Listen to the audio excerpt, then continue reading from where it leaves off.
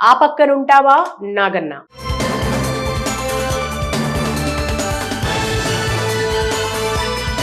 రంగస్థలం సినిమాలో popular song ఆ పక్కనుంటావా నాగన్న. ప్రస్తుతం భారత ప్రధాని మోడీ పరిస్థితి అలాగే ఉంది.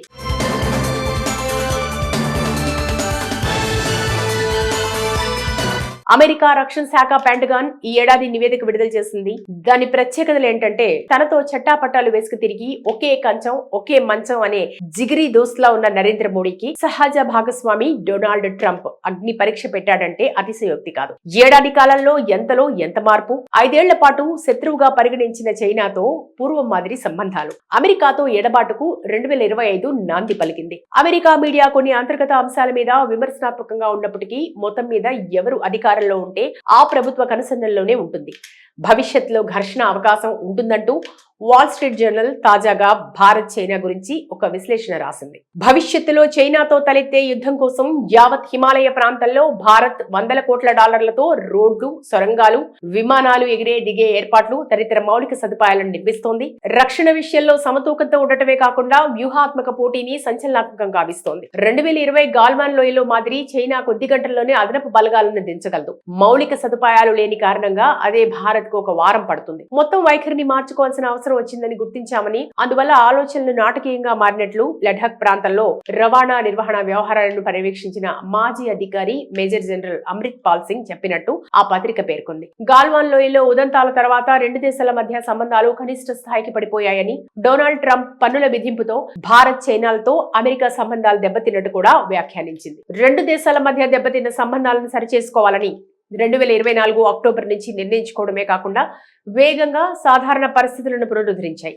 దాంతో 7 సంవత్సరాల తర్వాత ప్రధాని నరేంద్ర మోడీ చైనాలో జరిగిన షాంఘై సహకార సంస్థ సమావేశానికి హాజరై పుతిన్, షీ జిన్పింగ్లతో భేటీ జరిపి అమెరికాకు పరోక్ష హెచ్చరికలు పంపారు. పెంటగాన్ నివేదిక ఈ పూర్వరంగంలో తయారైంది అన్నది స్పష్టం. సరిహద్దుల్లో ఉద్రిక్తత తగ్గటాన్ని అవకాశంగా తీసుకుని అమెరికా భారత్ సంబంధాలను బలహీనపరిచేందుకు చూస్తోందని, పాకిస్తాన్ లో రక్షణ సంబంధాలను మరింతగా పెంచుకుంటుందని, అరుణాచల్ ప్రదేశ్ ను ప్రధాన అంశంగా చూస్తోన్నదని ఆ నివేదికలో చైనా మీద ఆరోపించారు. గత 11 సంవత్సరాలు అంతకు ముందు యూపీఏ హయాంలో అమెరికా జూనియర్ భాగస్వామిగా మారేందుకు మన్మోహన్ సింగ్ ప్రయత్నించారు. ఆ కారణంతోనే యూపీఏ 2 హయాంలో వామపక్షాలు మద్దతు ఉపసంహరించుకున్నాయి. తర్వాత నరేంద్ర మోడీ హౌడీ మోడీ కార్యక్రమంలో డొనాల్డ్ ట్రంప్ ను గెలిపించాలని కోరుతూ ప్రచారం చేసి చట్టా పట్టాలు వేసుకు తిరిగి మరింత సన్నిహితులయ్యారు. క్వాడ్ పేరుతో చైనాకు వ్యతిరేకంగా మరింత చురుకుగా వ్యవహరించారు. ఈ పరిణామాలకు చైనా కారణమా? ప్రారంభ సంవత్సరాల్లో జవహర్ లాల్ నెహ్రూ కూడా అమెరికా వైపే మొగ్గారు. దానిది ధృతరాష్ట్ర కౌగిలి అని అర్థమయ్యాక అలీనా విధానం సోవియట్ వైపు మొగ్గారు. పరిస్థితిని చూస్తుంటే ఇప్పుడు నరేంద్ర మోడీ కూడా చైనాతో రానున్న రోజుల్లో ఎలా ఉంటారో తెలియదు. కానీ నరేంద్ర మోడీ అమాయకంగా చైనా వల్ల చిక్కుకున్నారని అనుకుంటే అంతకంటే అమాయకత్వం మరొకటి ఉండదు. అవసరాలు అలా నడిపిస్తాయి. అమెరికా విధించే షరతులు, వాణిజ్య విధానం తమకు నష్టదాయకమని పాలకవర్గం భావిస్తోంది. దానికి అనుగుణంగా నడుచుకోవటం మినహా ప్రధానిగా ఎవరున్నా చేసేదేమీ లేదు. ధిక్కరిస్తే తమకు దాసులుగా ఉన్న వారిని గద్దెనెక్కిస్తారు. సంస్కరణలను మరింత వేగవంతంగా, ప్రతిఘటనలను అణిచివేసి తమకు మరింతగా లాభాలు సంపాదించి పెడతారనే నమ్మకంతోనే మన్మోహన్ సింగ్ ను వదిలించుకుని నరేంద్ర మోడీని రంగంలోకి తెచ్చారు. మారిన పరిస్థితుల్లో అంతర్గతంగా మోడీకి ఇష్టం ఉన్నా లేకపోయినా ట్రంప్ ను వ్యతిరేకిస్తున్నారు. చైనా వైపు మొగ్గారు. అందుకే ట్రంప్ ఇప్పుడు అగ్ని పరీక్ష పెట్టారు. ఏ గట్టునుండాలో తేల్చుకోమని హెచ్చరించాడు. ఆ పక్కనుంటావా నాగన్న.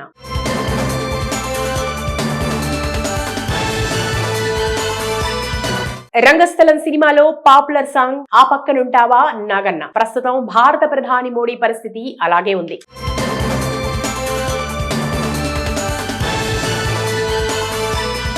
అమెరికా రక్షణ శాఖ పెంటగాన్ ఈ ఏడాది నివేదిక విడుదల చేసింది.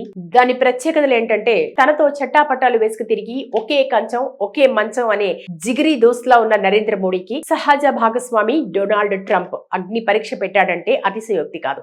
ఏడాది కాలంలో ఎంతలో ఎంత మార్పు. 5 ఏళ్ల పాటు శత్రువుగా పరిగణించిన చైనాతో పూర్వం మాదిరి సంబంధాలు. అమెరికాతో ఎడబాటుకు 2025 నాంది పలికింది. అమెరికా మీడియా కొన్ని అంతర్గత అంశాల మీద విమర్శనాత్మకంగా ఉన్నప్పటికీ మొత్తం మీద ఎవరు అధికారంలో ఉంటే ఆ ప్రభుత్వ కనుసన్నల్లోనే ఉంటుంది. భవిష్యత్తులో ఘర్షణ అవకాశం ఉంటుందంటూ వాల్ స్ట్రీట్ జర్నల్ తాజాగా భారత్ చైనా గురించి ఒక విశ్లేషణ రాసింది. భవిష్యత్తులో చైనాతో తలెత్తే యుద్ధం కోసం యావత్ హిమాలయ ప్రాంతంలో భారత్ $100 కోట్ల రోడ్లు, సొరంగాలు, విమానాలు ఎగిరే దిగే ఏర్పాట్లు, తదితర మౌలిక సదుపాయాలను నిర్మిస్తోంది. రక్షణ విషయంలో సమతూకంతో ఉండటమే కాకుండా వ్యూహాత్మక పోటీని సంచలనాత్మకంగా గావిస్తోంది. 2020 గాల్వాన్ లోయలో మాదిరి చైనా కొద్ది గంటల్లోనే అదనపు బలగాలను దించగలదు. మౌలిక సదుపాయాలు లేని కారణంగా అదే భారత్ కు ఒక వారం పడుతుంది. మొత్తం వైఖరిని మార్చుకోవాల్సిన అవసరం వచ్చిందని గుర్తించామని, అందువల్ల ఆలోచనలు నాటకీయంగా మారినట్లు లడాక్ ప్రాంతంలో రవాణా నిర్వహణ వ్యవహారాలను పర్యవేక్షించిన మాజీ అధికారి మేజర్ జనరల్ అమృత్ పాల్ సింగ్ చెప్పినట్టు ఆ పత్రిక పేర్కొంది. గాల్వాన్ లోయలో ఉదంతాల తర్వాత రెండు దేశాల మధ్య సంబంధాలు కనిష్ట స్థాయికి పడిపోయాయని, డొనాల్డ్ ట్రంప్ పన్నుల విధింపుతో భారత్ చైనాలతో అమెరికా సంబంధాలు దెబ్బతిన్నట్టు కూడా వ్యాఖ్యానించింది. రెండు దేశాల మధ్య దెబ్బతిన్న సంబంధాలను సరిచేసుకోవాలని 2024 అక్టోబర్ నుంచి నిర్ణయించుకోవడమే కాకుండా వేగంగా సాధారణ పరిస్థితులను పునరుద్ధరించాయి.